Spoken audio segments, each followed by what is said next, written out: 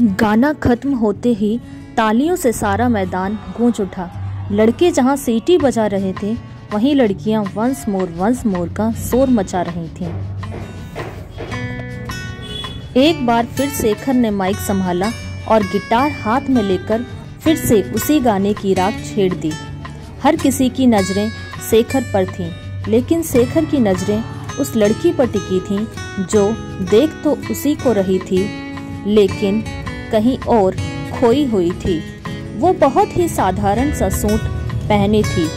कमर तक लंबी चोटी उसके बाएं कंधे पर आगे की ओर डाल रखी थी। रंग गोरा था, लेकिन चेहरा साधारण था। वो किसी सोच में डूबी हुई थी। शेखर एकटक उसी को देख रहा था। एक आकर्षण सा था उसकी आंखों में, जिसमें शेखर गाना गाते गाते खो गया था। पार्टी खत्म होते होते 7 बज गए। अब हर किसी को घर जाने की जल्दी थी। आसमान पर बादल बिछाने लगे। शिखा सीने से बैग चिपकाए घर की ओर चल दी। चाल में स्वाभाविक रूप से तेजी आ गई थी। कुछ दूर बढ़ते ही बारिश तेज हो गई। शिखा बारिश से बचने के लिए शेड में जाने के लिए सोच ही रही थी, तभी शेखर की गाड़ी एकदम उसके पास आकर रुकी। शेखर की गाड़ी रुकते ही शेखर बोला, आइए मैं आपको आपके घर छोड़ दूं। नहीं नहीं, मैं चली जाऊंगी, आप परेशान ना होइए। शिखा की बोलते हुए जबान लड़खड़ा गई। जिस बंदे से कॉलेज की सारी लड़कियां बात करने के लिए मरी जाती हैं, वही बंदा उसे घर पर छोड़ने का ऑफर दे रहा था, लेकिन शिखा उसके साथ बैठने में हिचकिचा रही थी। अरे आप घबरा क्यों रही हो? भीग गई तो बिना वजह बीमार पड़ जाओगी। मैं सही सलामत आपको घर छोड़ दूंगा, शेखर ने शिखा से कहा। शिखा को समझ नहीं आ रहा था कि वो क्या करे। बारिश तेज हो रही थी। शिखा के पास कोई दूसरा चारा नहीं था शेखर के साथ गाड़ी में बैठने के अलावा। रास्ते में शेखर ने शिखा का सारा इंटरव्यू ले डाला। शिखा ने बताया कि वो अनाथ है, कोई नहीं है उसका। ये सुनकर शेखर को बहुत दुख हुआ। उसने मन ही मन में ठान लिया कि वो शिखा का सहारा बनेगा, एक दोस्त की तरह। लेकिन दोस्ती धीरे धीरे प्यार में बदल गई। शिखा की जिंदगी में शेखर का आना उसको एक अलग ही दुनिया में ले गया, जहां जाकर वो सब कुछ भूल गई कि वो एक गरीब और अनाथ है, अनाथालय में पली बड़ी है। भूल गई थी कि शेखर एक अमीर घर का लड़का है। शेखर आकाश है तो वो धरती। और सबसे बड़ी बात तो ये भूल गई थी कि आकाश और धरती का मिलन कभी नहीं होता। हाँ, क्षितिज पर उनके मिलने का आभास मात्र होता है। वास्तविकता तो यही है कि वो कभी नहीं मिल सकते। शिखा के लिए शेखर पूरी दुनिया था, लेकिन शेखर के लिए शिखा के अलावा भी एक दुनिया थी, उसका परिवार। शेखर जानता था उसके घर वाले शिखा को कभी स्वीकार नहीं करेंगे। फिर भी उसने अपनी किस्मत पर भरोसा रखा। भरोसा इस बात का कि वो अपनी मम्मी पापा का इकलौता बेटा है, इसलिए वो अपने प्यार को अपना बनाने के लिए उनको तैयार कर ही लेगा। लेकिन किस्मत ने शेखर का साथ नहीं दिया। उसके पापा दोनों की शादी करने को किसी भी तरह तैयार नहीं हुए। उन्होंने साफ साफ कह दिया कि अगर शिखा से शादी करनी है तो तुमको हम लोगों को छोड़ना पड़ेगा। शेखर कहने लगा, अरे पापा, आप ये क्या कह रहे हो? मैं ना तो आप लोगों को छोड़ सकता हूँ और ना ही शिखा के बिना रह सकता हूँ। प्लीज पापा, आप एक बार शिखा से मिल लीजिए। शेखर की यह बात सुनकर भी उसके पापा शिखा से मिलने के लिए नहीं माने। शेखर के पापा उसकी मम्मी की तरफ मुड़े और दांत पीसते हुए बोले, शेखर की मम्मी, कह दो अपने लाडले से 2 दिन में फैसला करके मुझे बता दे कि वो दोनों में से किसको चुनेगा। और ये कहकर वो अपने कमरे में चले गए। शेखर ने एक उम्मीद से अपनी मम्मी की तरफ देखा। उनकी मम्मी की झुकी हुई नजरें पापा की बात का समर्थन कर रही थी। शेखर की आंखों में आंसू आ गए। फूट फूट कर रो पड़ा। एक पल को वो भूल गया कि वो एक लड़का है और लड़कों को इस तरह रोना शोभा नहीं देता। उस दिन के बाद वो शिखा से नहीं मिला। वो स्वार्थी हो गया। जिन्होंने उसे जन्म दिया उनको वो कैसे छोड़ सकता था। उसने अपने मन को समझा लिया कि प्यार पाने का नाम नहीं बल्कि कुर्बानी का नाम है। शेखर ने शिखा को इस बारे में कुछ नहीं बताया। वो जानता था कि शिखा उसे बहुत प्यार करती है और इस तरह कुछ भी ना बताकर वो शिखा के मन में अपने प्रति नफरत भर देना चाहता था। उसने सोचा था कि शिखा उससे प्यार करके उसके बिना नहीं रह पाएगी, लेकिन नफरत करके शायद वो उसे भूल जाए। शेखर शिखा को भुलाकर पापा की बताई किसी और लड़की से शादी करने को बिल्कुल तैयार नहीं था। उसने अपने पापा की जिद के आगे शिखा को छोड़ देना तो मंजूर कर लिया था, लेकिन उसने किसी और लड़की से शादी नहीं की। उसके लिए शिखा के प्यार को भुला पाना नामुमकिन था। वैसे भी किसी के लिए अपने प्यार को भुला पाना इतना आसान कहाँ होता है। वो भी पहला प्यार, और फिर शिखा उसका पहला ही नहीं आखिरी प्यार भी थी। आज पहाड़ी पर उतरे बादलों को देखकर उसे शिखा की बहुत याद आ रही थी। शिखा अक्सर कहती थी कि शेखर, मुझे बादलों के उस पार जाना है, उस पार की दुनिया देखनी है मुझे। शिखा की ये बातें सुनकर शेखर मुस्कुरा देता और कहता, शिखा, एक दिन मैं तुमको ऐसी दुनिया जरूर दिखाऊंगा। आज शेखर के सामने बादलों के पार की दुनिया थी, लेकिन उसको देखने वाली शिखा नहीं थी उसके साथ। वो आज खुद को अपराधी महसूस कर रहा था। शिखा ने दूर होने के बाद उससे कभी शिखा का हाल लेने की कोशिश नहीं की। फिर आज उसे शिखा की याद क्यों आ रही थी? पूरे 17 साल हो गए थे। रह रहकर एक गाना उसे याद आ रहा था जिसे शिखा अक्सर गुनगुनाती थी। जब कोई बात बिगड़ जाए, जब कोई मुश्किल पड़ जाए, तुम देना साथ मेरा ओ हमनवा। ना कोई है ना कोई था जिंदगी में तुम्हारे सिवा, तुम देना साथ मेरा ओ हमनवा।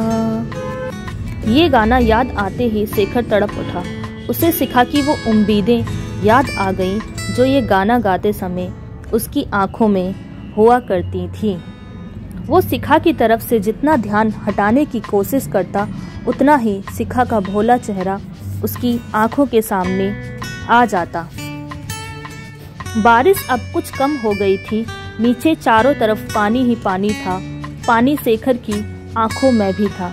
आंख बंद करते ही 2 बूंदें उसके गालों पर लुढ़क गईं। शेखर का दिल कह रहा था कि उसे एक बार शिखा से मिलना चाहिए, लेकिन कैसे और क्यों, वो भी इतने सालों बाद। शेखर ने इतने सालों में बस पैसा ही कमाया था, अंधाधुंध पैसा। उसके पापा को तो भी बस पैसा ही चाहिए था। शेखर पैसा कमाने की मशीन बन गया था। शेखर के मम्मी पापा ने बहुत चाहा कि वो शादी कर ले, लेकिन शादी न करने के फैसले पर वो अड़ ही गया था। शेखर को शिखा की यादें जब बेचैन करने लगी तो उसने अपना फ़ोन निकाला। शिखा का नंबर उसके पास नहीं था। तभी उसे इंदु अनाथालय की याद आई। यहीं तो रहा करती थी शिखा। इंदु अनाथालय का नंबर तो उसे मिल गया, लेकिन उसके दिमाग में उधेड़-बुन थी कि क्या अनाथालय से उसे शिखा का नंबर मिल पाएगा। पता नहीं अब शिखा वहाँ रहती भी है या नहीं। लेकिन उसे ज़्यादा मेहनत नहीं करनी पड़ी। अनाथालय वालों ने शिखा का पता और फ़ोन नंबर बता दिया। शिखा का नंबर मिलते ही वो खुद को शिखा के करीब महसूस करने लगा, लेकिन उसका नंबर मिलने में शेखर के हाथ काँप रहे थे। दिल की धड़कन तेज हो गई। पूरा नंबर मिलाते मिलाते उसको अपनी धड़कनें साफ सुनाई दे रही थी। उसने झट से फ़ोन काट दिया और माथे पर उभर आई पसीने की नन्ही नन्ही बूंदों को उसने पोंछा। 2-3 बार ऐसा ही करता रहा। बार बार शिखा का नंबर मिलाता और बार बार काट देता। आखिर में मन को कड़ा करके नंबर मिला ही दिया। लगातार घंटी बजती रही। शेखर फोन काटने ही वाला था कि उधर से किसी बच्ची ने हेलो बोला। शिखा की जगह एक बच्ची की आवाज़ सुनते ही शेखर हड़बड़ा गया। कहीं ना कहीं उसके दिल को धक्का सा लगा। क्या मैं शिखा जी से बात कर सकता हूँ? आप कौन बोल रहे हैं अंकल? मैं शिखा जी का मित्र हूँ। हम कॉलेज में साथ पढ़ते थे। कहीं आप शेखर अंकल तो नहीं बोल रहे हैं? हाँ, मैं ही शेखर अंकल हूँ।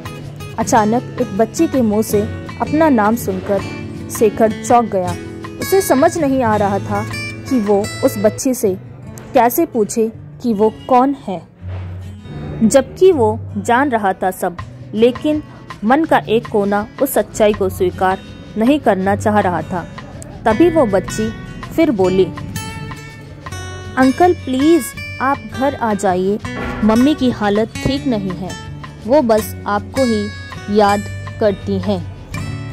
शिखा की बेटी कह रही है मम्मी की हालत बहुत खराब है, वो उसको याद करती है, लेकिन ये कैसे हो सकता है? शिखा के पति शायद ना हो या शायद तलाक दे दिया हो शिखा को, लेकिन क्यों? और फिर शिखा मुझे क्यों याद करती है? शेखर के मन में बहुत कुछ चल रहा था। तभी उस बच्ची की आवाज़ फिर से आई, हेलो अंकल, आप सुन रहे हैं ना? प्लीज़ आप जल्दी आ जाइए, शायद मम्मी के भीतर आपसे मिलकर फिर से जीने की उम्मीद जाग जाए। अंकल, हम दोनों बहनें मम्मी के बिना अनाथ हो जाएंगी, प्लीज़ अंकल बचा लो मेरी मम्मी को। फूट फूट कर रो पड़ी वो बच्ची। आंसू शेखर की आंखों में भी आ गए। जिससे दूर होकर वो हमेशा तड़पता रहा था, आज उसी से मिलने जाने की सोचकर उसकी आंखें नम हो गई थीं। शिखा बीमार थी और उसकी बेटी उससे प्रार्थना कर रही थी कि वो उसकी मम्मी को बचा ले। शिखा की बेटी से फोन पर बात करने से लेकर शिखा के घर पहुंचने तक वो जैसे अपने होश में नहीं था। इतनी देर बस शिखा की यादों में ही खोया रहा, शायद जानबूझकर, क्योंकि उसको उसकी बीमारी का सुनकर वो आगे का कुछ भी सोचना नहीं चाहता था। दरवाजा एक 12-13 साल की बच्ची ने खोला। जैसे ही शेखर ने अपना परिचय दिया, वो शेखर से लिपटकर रो पड़ी। शेखर किसी अनिष्ट सी आशंका से घबरा गया।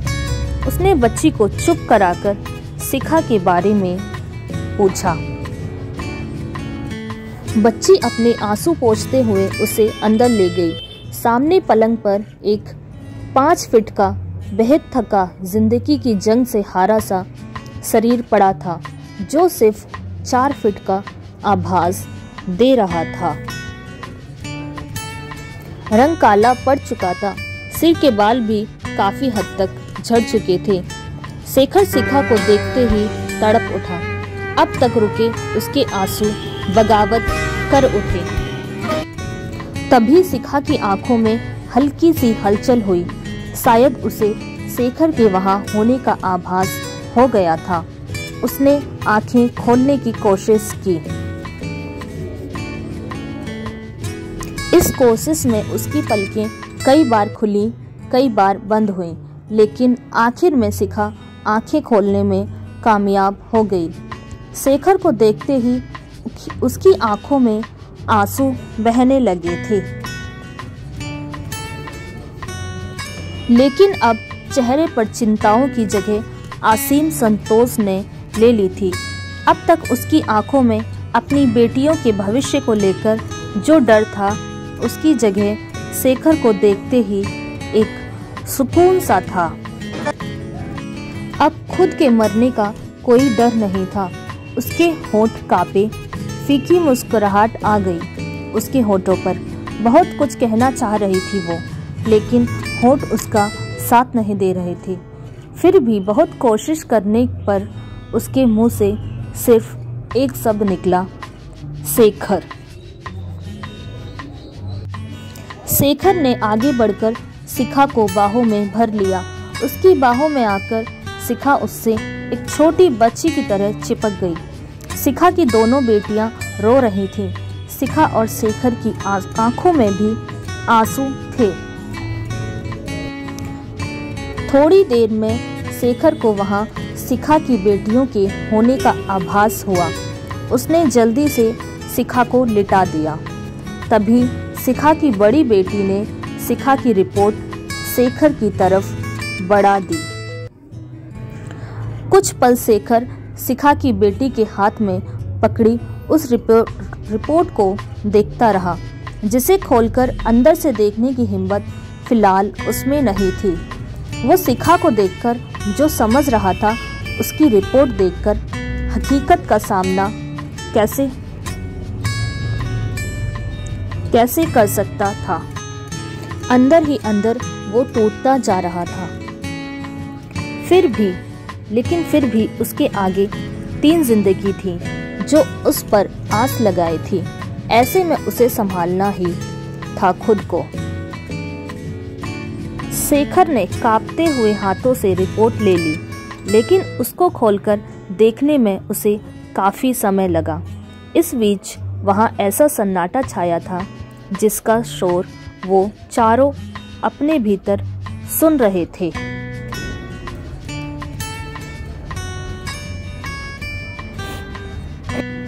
रिपोर्ट देखते ही शेखर की आशंका सही हो गई। शिखा को वास्तव में कैंसर ही था, ब्रेस्ट कैंसर।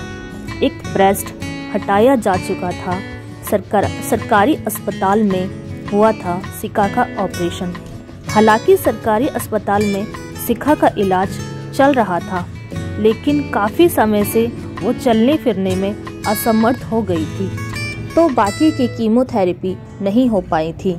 बेटियां कैसे मैनेज करती सब, बच्चियां ही तो थी वो। लेकिन शेखर के आ जाने से दोनों बच्चियों की आंखों में एक आशा की किरण नजर आ रही थी। शेखर ने कुछ फोन किए और शिखा को गोद में उठाया और दोनों बच्चियों को लेकर पहले तो सरकारी अस्पताल में शिखा के डॉक्टर से मिला। उनसे ट्रीटमेंट की फाइल लेकर शहर के सबसे बड़े कैंसर हॉस्पिटल में शिखा को एडमिट करा दिया। इस सब के लिए उसको पैसा पानी की तरह बहाना पड़ा, जो उसके लिए मामूली बात थी। बिना पैसे के ना तो सरकारी अस्पताल के डॉक्टर्स ट्रीटमेंट की फाइल देते और ना ही इतने बड़े कैंसर हॉस्पिटल में इतनी जल्दी शिखा को एडमिट कराया जा सकता था। इतना करते करते वो पूरी तरह थक चुका था। शिखा आईसीयू में थी और वो दोनों बच्चियों को कुछ खिलाने पिलाने ले गया, लेकिन पूरे समय शेखर के दिमाग में बस एक ही सवाल कौंधता रहा कि शिखा के पति कहाँ हैं। तीनों आईसीयू के बाहर रिसेप्शन में आकर बैठ गई। एसी चल रहा था। शिखा की छोटी बेटी शेखर की गोद में सिर रखकर सो चुकी थी। शेखर की गोद में आकर एक सुकून सा था उसके चेहरे पर। शेखर के दिमाग में बस एक ही सवाल उथल पुथल मचाए हुए था। आखिर उसने शिखा की बड़ी बेटी से पूछ ही लिया, बेटी तुम्हारे पापा कहाँ हैं? पापा नहीं है वो। मतलब? अंकल, हम दोनों बहनें अनाथ थीं। मम्मी ने अनाथालय से गोद लिया था हमें। क्या?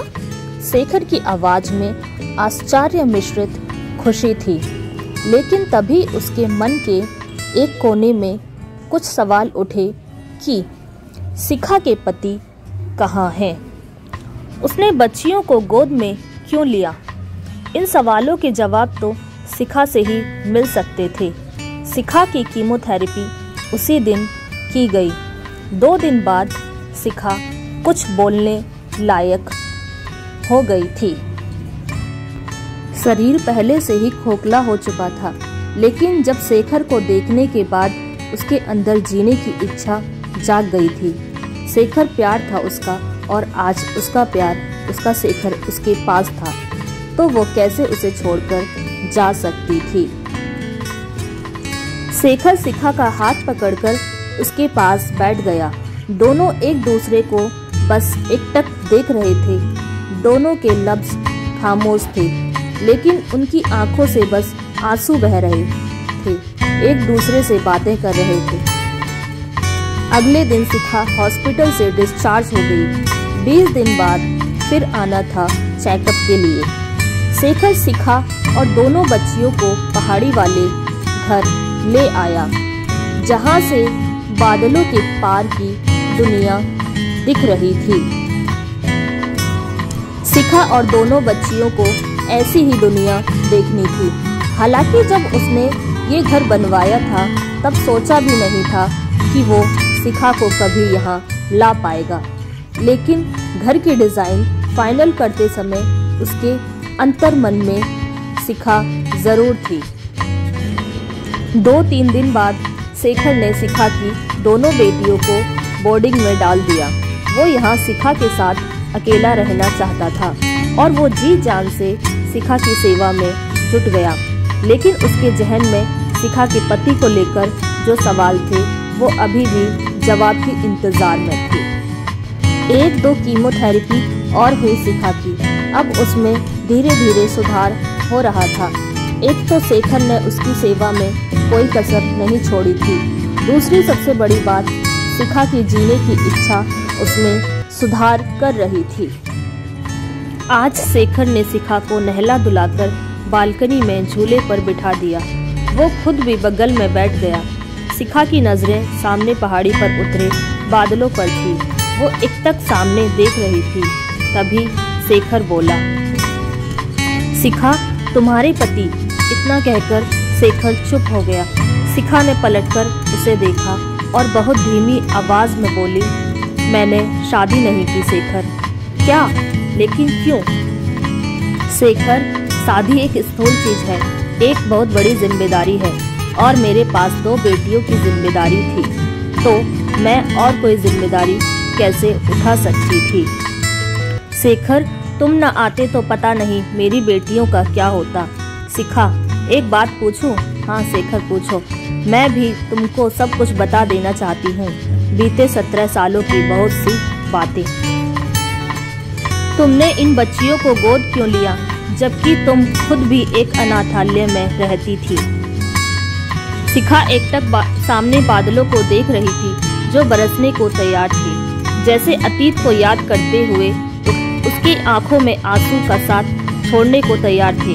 वो एक गहरी सांस लेते हुए बोली, शेखर, तुम्हारे जाने के बाद मैं टूट गई। बिना बताए तुम चले गए थे। तुम्हारे बिना मैं बिल्कुल अकेली हो गई थी।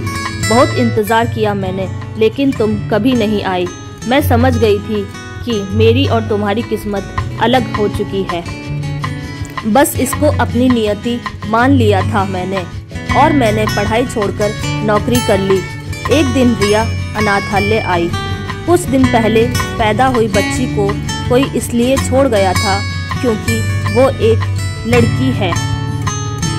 अनाथालय में हम सब मिलकर उसको पाल रहे थे। फिर 1 साल बाद एक और बच्ची आई, जिया। दोनों बच्चियां हमारे लिए एक खिलौना सी थी। शिखा ने एक गहरी सांस ली। बहुत थके शब्दों से वो आगे बोली, शेखर, एक दिन मैंने सुना रिया और जिया आपस में बात कर रही थी कि उन्हें बादलों के पार क्या है ये उनको देखना है। मुझे अपना बचपन याद आ गया और फिर याद आ गए तुम, जिसने अपनी शिखा से वादा किया था कि वो एक दिन उसको बादलों के उस पार की दुनिया दिखाएगा।